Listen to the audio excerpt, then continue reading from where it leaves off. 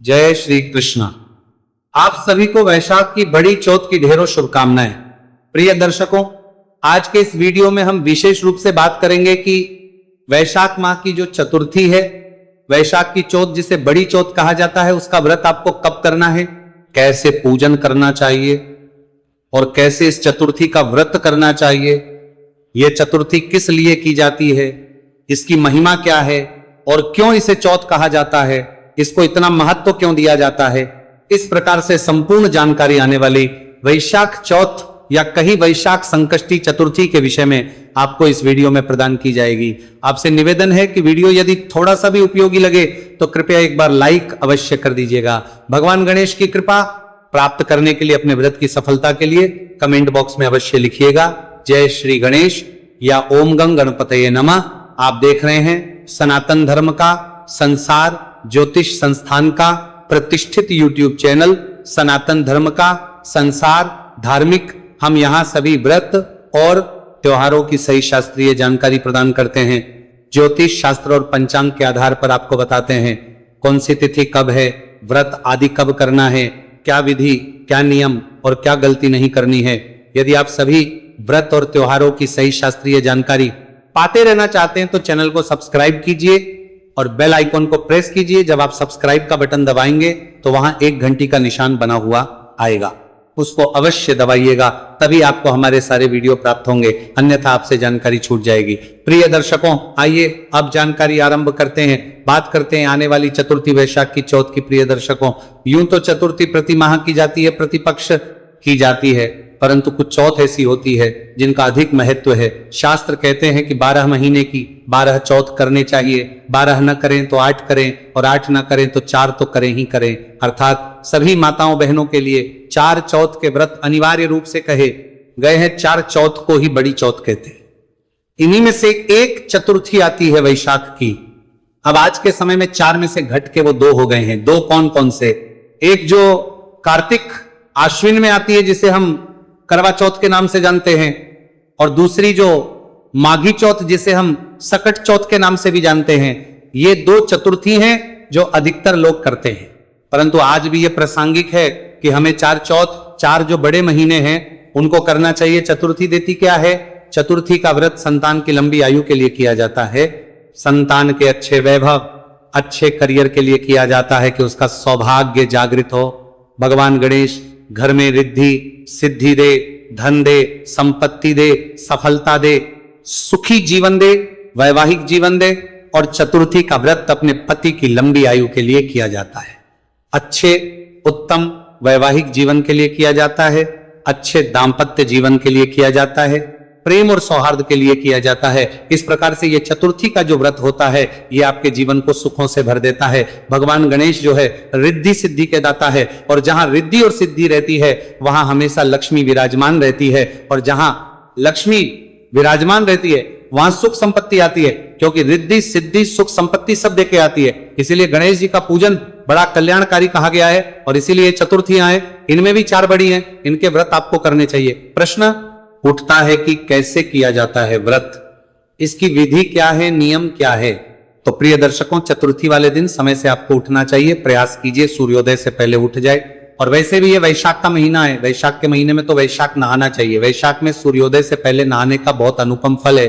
इसकी महिमा इतनी अधिक है कि यमराज तक को रुला दिया था। वैशाख माह की महिमा ने यमराज को भी रुला दिया था। यमराज घबरा गए कि अब उनके यमपुरी में कोई आएगा ही नहीं, क्योंकि वैशाख के एक दिन के स्नान से भी मनुष्य के पाप नष्ट हो जाते हैं, तो फिर यमपुरी कोई कैसे आएगा? ये पूरा वृतांत है। मैंने आपको अलग से एक वीडियो बना के रिकॉर्ड किया है शास्त्रीय जानकारी के साथ कि कहां पूरा वर्णन है, ये किस पुराण में, उसको अवश्य देखिए, लाभ लीजिए वैशाख का।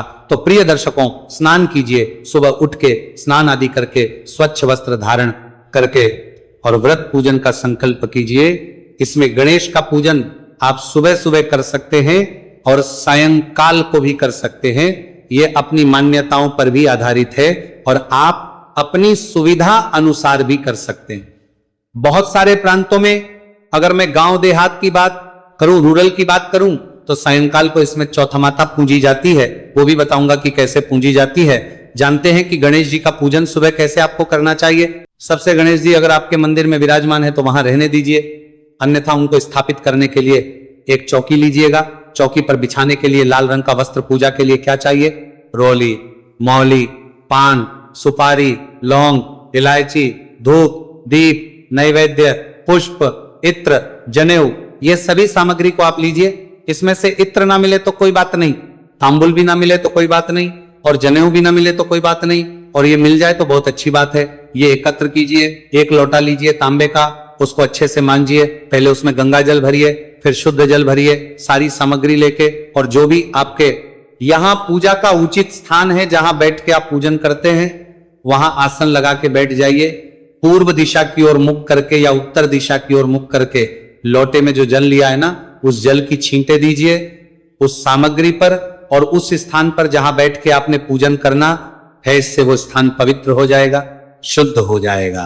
ओम अपवित्रः पवित्रो वा सर्वावस्था गतोपि वा यह स्मरेत पुंडरीकाक्षं स बाह्याभ्यंतरः शुचिहा। इस प्रकार से जल की छींटे देखिए, आपने स्थान को शुद्ध किया, सामग्री को शुद्ध किया।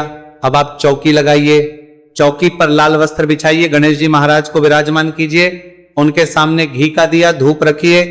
घी का दिया भगवान के सीधे हाथ की ओर होगा, धूप दीप रखने के बाद अपने सीधे हाथ पर जल लीजिए और हाथ धो लीजिए। हस्तो प्रक्षालनम, हाथ धोने के बाद धूप और दीप को प्रज्वलित कीजिए। हम मंत्र पढ़ते हैं, ओम शुभम करोति कल्याणम आरोग्यम धन संपदा शत्रु बुद्धि विनाशाय दीप ज्योतिर्नमो चस्तुते। इस प्रकार अब आप धूप और दीप को प्रज्वलित कर रहे हैं। धूप दीप को जलाने के बाद व्रत पूजन का संकल्प करेंगे। संकल्प करने के लिए अपने सीधे हाथ पर जल लीजिए, अक्षत लीजिए, पुष्प है पुष्प लीजिए और 3 बार ओम श्री विष्णु, ओम श्री विष्णु, ओम श्री विष्णु, अपना नाम, अपना गोत्र, जिस स्थान पर बैठकर संकल्प कर रहे हैं वहां का मकान नंबर, क्षेत्र का नाम, शहर का नाम, वैशाख माह से कृष्ण पक्षी चतुर्थी आयु आरोग्यता प्राप्त है, शुभ संपत्ति प्राप्त है। भगवान गणेश प्रसन्नार्थ, चौथ माथा प्रसन्नार्थ, वैशाख चतुर्थी व्रत पूजन संकल्पम श्री, और यह संकल्प भगवान के चरणों में अर्पित कर दीजिए। संकल्प करने के बाद भगवान गणेश की पूजा करेंगे। सबसे पहले गणेश जी महाराज का ध्यान कीजिए। उमाशोतम शोक विनाशकार कम नमामि विघ्नेश्वर बाद पंकजम नमामि विघ्नेश्वर पाद पंकजम। गणेश जी महाराज का ध्यान करके हाथ में पुष्प लेके भगवान से निवेदन कीजिए कि प्रभु ये पुष्प मैं आपको आसन के रूप में अर्पित कर रहा हूं, इन्हें आप स्वीकार करें। और वह पुष्प आसन के रूप में भगवान गणेश को अर्पित कर रहे दीजिए। आसन देके गणेश जी महाराज का पद प्रक्षालन करेंगे, आर्य देंगे, आचमन ही कराएंगे, स्नान कराएंगे। जब मैं बोलूं एक एक मंत्र पर आप एक एक चम्मच जल सामने रखे पात्र में अर्पित कीजिएगा। पद प्रख्यान के लिए जल अर्पित कीजिए के रूप में 1 चम्मच जल गणेश जी महाराज को अर्पित कीजिए। पद के रूप में गणेश जी को 1 चम्मच जल अर्पित कीजिए। कराने के बाद स्नान कराते हैं, स्नान के लिए जल अर्पित कीजिएगा। स्नान कराने के बाद पंचामृत से स्नान कराएंगे, कच्चा दूध, दही, घी, शहद, शक्कर, और इस प्रकार से पंचामृत बना के फूल पर लगा लीजिए और अर्पित कीजिए। शुद्ध जल से स्नान कराएं। गणेश जी महाराज को शुद्ध जल से स्नान कराने के बाद अब गणेश जी को आप वस्त्र के रूप में मौली का 1 टुकड़ा थोड़ी अर्पित कीजिए। जनेऊ लीजिए, जनेऊ को रोली कुमकुम माते से तिलक कर लीजिएगा, फिर अर्पित कीजिएगा। यज्ञ पवित्र अर्पित करके गणेश जी महाराज को तिलक कीजिएगा। ओम गम गणपतये नमः तिलक कीजिएगा। अक्षय तर्पित कीजिए। गणेश जी महाराज को पुष्प अर्पित कीजिएगा, माला पहनाइएगा। ओम गम गणपतये नमः माल्यार्पण गुरु अर्पित करके माला पहनाइए। दुर्वागर है तो दुर्वा हाथ में लीजिए, अर्पित कीजिए, समर्पित कीजिए। गणेश जी अब गणेश जी महाराज को धूप दिखाएंगे और दीप दिखाएंगे। ओम गंग गणपतये नमः धूप दीप दिखा के और नैवेद्य अर्पित करेंगे। नववेद्य के रूप में अगर मोदक है तो मोदक अर्पित कीजिए, कोई फल है तो फल चढ़ा दीजिएगा, मिश्री है तो मिश्री अर्पित कीजिएगा, मिश्री ना हो तो बताशा अर्पित कर सकते हैं। ओम गंग गणपतये नमः। अब जलाजमिनी के रूप में 1 चम्मच जल अर्पित कीजिएगा।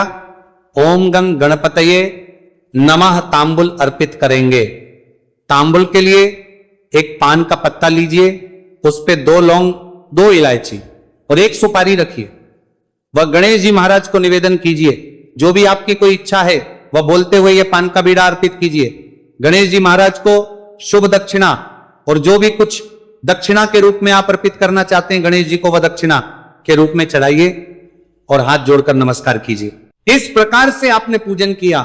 अब आप चौथ माता की कथा सुनिएगा। वैशाख की चौथ की कथा मैं आपके लिए अपलोड करूंगा।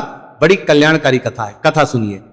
कथा सुनने के बाद गणेश जी महाराज की कथा भी साथ में एक अलग से सुनी जाती है, जिसे हम विनायक जी की कथा कहते हैं। विनायक जी की कथा कहते हैं। ये दोनों ही कथाएं आपको एक वीडियो में मिल जाएंगी।